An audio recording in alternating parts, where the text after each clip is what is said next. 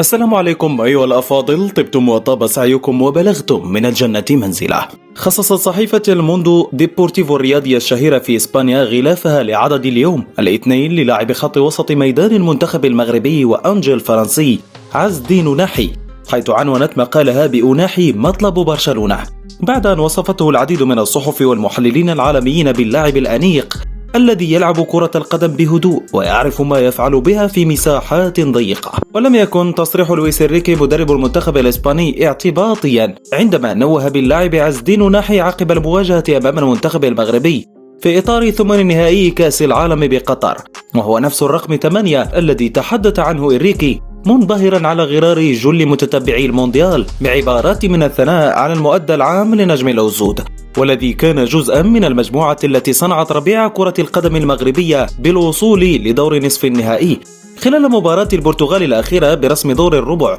خطف أناحي الأضواء من نجوم وسط ميدان على غرار برونو فرنانديز وبرناردو سيلفا لاعب مانشستر يونايتد ومانشستر سيتي الإنجليزي بأرقام بيانات الداتا التي يشرف عليها خبراء الاتحاد الدولي لكرة القدم فيفا، فإن أناحي فاز بجل النزاعات الثنائية أمام البرتغال ب7-8، نسبة مثالية من المراوغات ب3-3، كما كان اللاعب الأكثر عرضة للأخطاء داخل أرضية الميدان. في فرنسا لا حديث سوى عن قرب مغادرة أناحي لفريق أونجي الفرنسي، حيث تهافت عدد كبير من الوكلاء الاستفسار عن اللاعب الأخير الذي ارتفعت أسهمه بشكل صاروخي نظير مشاركته مع الأسود في تحقيق الإنجاز التاريخي بكأس العالم قطر 2022. قلة هم من كانوا يعرفون أناحي قبل المونديال، حتى أضحى اليوم يساوي أكثر من 3.5 مليون أورو التي اقترنت بقيمته السوقية في سوق ترانسفير ماركت قبل البطولة.